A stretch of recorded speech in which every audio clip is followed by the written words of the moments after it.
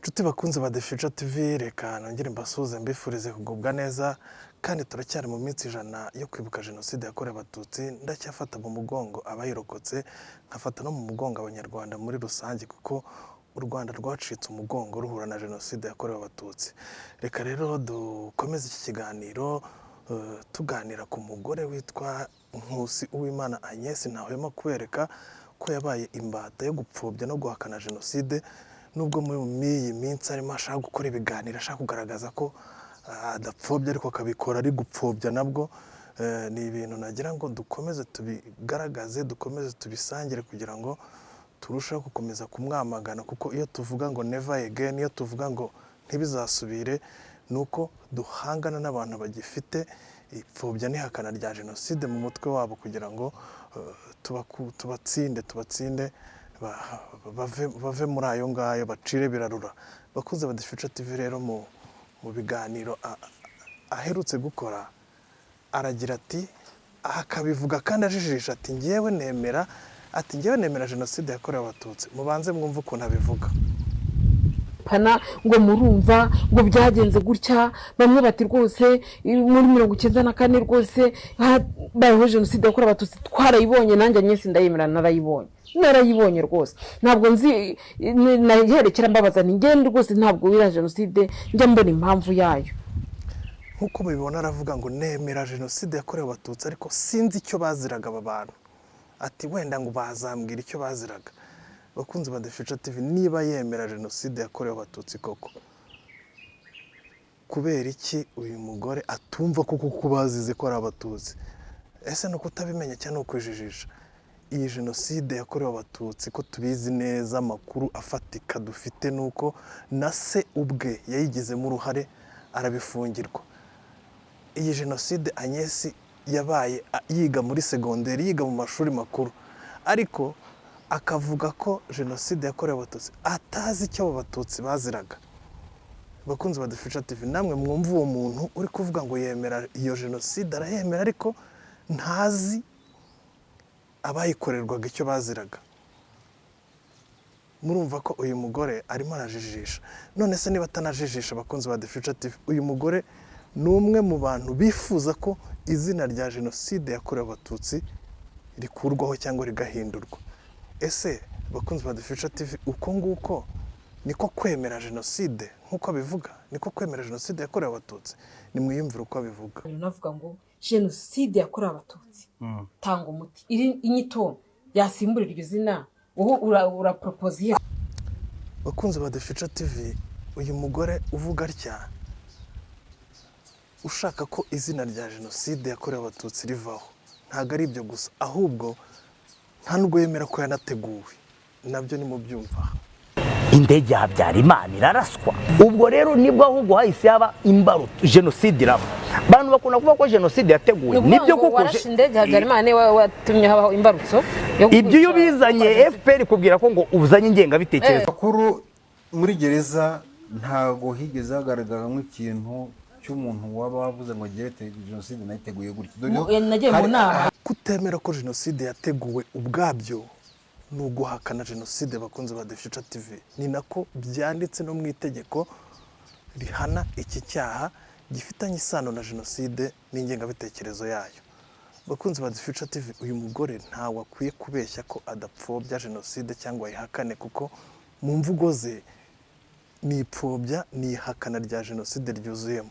Uyu mugore bakunze ba The Future TV uvuga ibingibi, uvuga ko Jenoside itateguwe, aranakomeza muri za mvugo ze zipfobya zikanahakana Jenoside. Ati ni ngewe watinyutse kuvuga ko mu Rwanda habaye Jenoside ebyiri, ariko ubutabera bukaba buri guhabwa ngo abantu bamwe, hari abadahabwa ubutabera.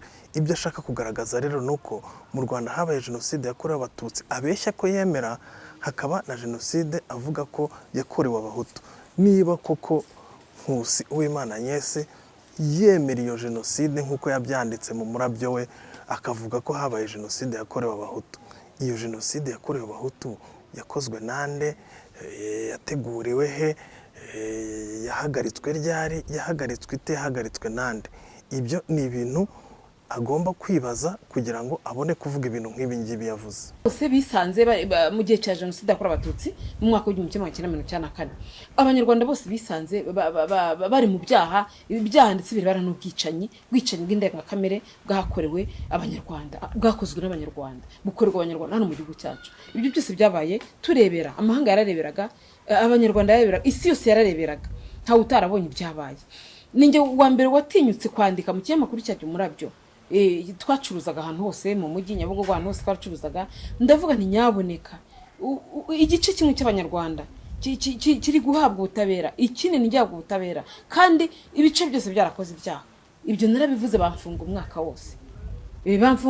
wose, ntabwo bari kubiburamo icyaha, kuko nimvuze ko abantu bose bakoze ibyaha, abantu nyarwanda bakorewe ibyaha mu buryo bumwe cyangwa ubundi, ko ubutabera butagomba guhabwa igice kimwe ngo abandi cy'abanyarwanda, ikindi gice cy'abanyarwanda gisigara kidahawe ubutabera. Ibyo narabivuze. Mu gutanga igisubizo rero cy'ibi byose bakunze ba The Future TV, mu gutanga ngo igisubizo cyo kugarura ubumwe n'ubwiyunge bw'abanyarwanda, we atanemera ko buhari. Mu gutanga igisubizo, icyo Agnes avuga nacyo kihagaragaramo gupfobya no guhakana jenoside, nuko avuga ngo mu Rwanda ngo abantu bagomba kumva ko bahemukiranye, ngo Bahutu bahemukiye Abatutsi n'Abatutsi bahemukira Abahutu, ngo twumve ko twese turi abanyabyaha, twumve ko nta n'umwe w'umwere urimo, ngo ubundi ngo twicare hasi tubabarirane. Bakunzi ba The Future TV, niba koko icyo nicyo yita kwemera jenoside, niba avuga ngo bamwe bahemukiye abandi n'abandi bahemukira abandi, ibi ngibi birashaka kwerekana ko ibyo yatangiye abeshya ko yemera jenoside ari ibinyoma, atayemera. Kuko niba kubwe yumva ngo igisubizo cyaba kumva ko bamwe barahemutse n'abandi barahemuka, ubwo ngo twicare hasi tubabarirane kuko twese twahemukiranye, niba koko ari uko byumva, nuko niyo jenoside ari kubeshya ko yemera atayemera. Izi mvugo rero bakunze ba The Future TV, nagira ngo mubanze mumwumve uko abivuga hano. Nimureke twicare hasi, ibyo byose tubiganireho, tuvuge tutari ko dore ibintu aho byapfire, mwebwe mwakoze ibi ngibi, namwe mukora ibindi. Noneho rero ni nko kuvuga ngo biriya niyo abayemera n'ibyigisha neza, kavuga ngo twese twakoze ibyaha, twese twaracumuye, twese twakoze ibyaha, ntitwashyikira ubwiza bw'Imana. Niba tumaze gusaba ko twese twakoze ibyaha, uruhande rwakoze ibyaha n'urugakora ibyaha, twese nta mutagatifu nta mwe rurimo, tubabarirane maze twese tubane mu mahoro, twemeye twibakira u Rwanda rwiza, u Rwanda rw'abanyarwanda, u Rwanda rw'ejo hazaza tuzaraga abana bacu, tuzareke kubaraga u Rwanda rufite ibibazo, u Rwanda rufite amatiku, u Rwanda rufite amoko, u Rwanda rwerekana ubwoko bumwe, ukoresha ijambo rimwe ugasanga rya jambo rimwe ubwoko bumwe, ukavuga ati se ubu bwoko gutese nta bundi se bwoko bwari mu Rwanda. Mbese ibyo bibazo byose twibaza birangire ku isahani imwe. Koko iyi mvugo mubona hano akoresha ngo abantu barahemukiranye, ngo bamwe bisha abandi n'abandi bica abandi, ngo tubishyire hasi, ngo tubabarirane, iyi ni imvugo ikoreshwa nande? Yakoreshejwe na Ngirumpatse Matayo, perezida wa MRND, agaragaza ko nta jenoside yabaye. Huza imvugo na Agnes, nta jenoside yabaye, ahubwo ngo abasore b'Abatutsi bateye ab'Abahutu, n'ab'Abahutu ngo barwana n'ab'Abatutsi, ngo nuko abantu barapfa. Bakunzi ba The Future TV, mubyumve neza ko iyi mvugo Agnes akoresha avuga ngo abantu baricanye, ni imvugo ihuye n'iya perezida w'Interahamwe yavugaga ko nta jenoside yabaye, ahubwo abantu bararwanye. Ibi nabyo ni mubyumve hano Ngirumpatse abyivugira. Ariko ntabwo wavuga ngo ibyo bintu byo kwicana no kurwana, nako twavuga kurwana, ntabwo twavuga kwicana. Abantu bararwanye, tujye dukoresha amagambo ahuye n'igitekerezo kiri cyo. Abantu ntibishe, bararwanye. Ubwo rero Abahutu, abasore b'Abahutu bagiye barwana n'Abatutsi, nuko ibintu byagenze. Ngirumpatse wari perezida wa MRND, niwe uvuga atya nk'uko mubyumvise. Arahuza imvugo nande na Agnes, bose ntibashaka kugaragaza ko bakoze jenoside, ahubwo icyo ashaka kugaragaza n'iki? Mu Rwanda abantu barahemukiranye, bakwiye kwicara bagasobanura imbabazi, ngo ibintu bikarangira. Ngicyo igisubizo gituruka kwa Nkusi Uwimana Agnes. Bakunze ba The Future TV, ibi biragaragaza rero ko uyu mugore ibyo ari kuvuga ko ngo yemera jenoside yakorewe Abatutsi arimo ajijisha, ahubwo ntabwo ayemera, arayipfobya arayihakana, ibyo arimo byose nk'uko mbiberetse hano byose nta handi ni ukujijisha, icyo arimo ni ugupfobya ni no guhakana jenoside. nkaba numva ari ibintu tudakwiye gukomeza kurebera, ni ibintu dukwiye kurwanya. Agnes nubwo udashaka guhinduka, nubwo udashaka gukosoka, natwe iryo somo ndabizi ko uryanga Agnes ryo gukosorwa, ariko ntituzahwema, ntituzakura mu ruge, tuzakomeza tukubwire, tuzakomeza tugukosore, dukomeze twereke abanyarwanda ko urimo kubabeshya, urimo gupfobya, uri no guhakana jenoside kugira ngo bakwirinde. Bakunzi ba The Future TV, ngana ku musozo nagira ngo mbasangize ikintu icyo itegeko risobanura, rivuga ku cyo twita guhakana jenoside, kugira ngo mwumve ko koko Agnes ibyo tuvuga ko ahakana jenoside anayipfobya atari ibinyoma. Bakunzi ba The Future TV, itegeko rivuga ko aba akoze icyaha cyo guhakana jenoside umuntu wese ukorera mu ruhame igikorwa kigamije kuvuga cyangwa kugaragaza ko jenoside atari jenoside. Bakunzi ba The Future TV, Agnes nk'uko nabiberetse ari gukora iki? Habaye ubwicanyi mu Rwanda, ntago habaye jenoside nubwo abeshya ko yemera. Iki kiramugonga mu itegeko, kugoreka ukuri kuri jenoside agamije kuyobya rubanda.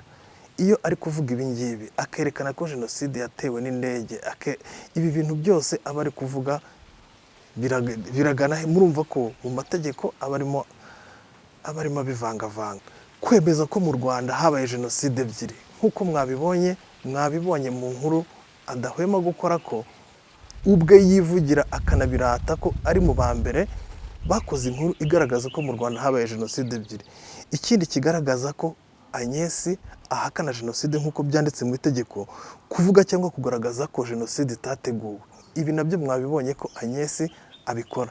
Ibi byose bakunzi ba The Future TV ni ibigaragaza ko uyu mugore n'itegeko ubwabyo arirengaho ryo guhakana jenoside yakorewe Abatutsi. Ibi biragaragara ko ahakana jenoside. Ibi rero byo gushaka kujijisha abantu avuga ngo arayemera, ni ukubeshya, ni ibinyoma, ni ukubura aho yerekeza. Biragaragara ko amaze nawe kubibona ko ahakana jenoside, ahubwo tumwamagane, n'ibinaba ngombwa amategeko nayo amutangira mukurikirane, kuko amategeko abereyeho gukurikizwa. Agnes rero ukwiye gukurikiranwa, ugahanwa, ukabazwa gupfobya no guhakana jenoside kuko urabikora. Bakunzi ba The Future TV, ntabwo tuzahwema kubatungira intoki abantu nk'aba ngaba kugira ngo dufatanye kubarwanya, kandi tuzabatsinda nta na rimwe urwango n'ibinyoma bizigira bitsinda urukundo n'ukuri. Gendero Jean Marc Ruti, iyi ni The Future TV, nimukore subscribe.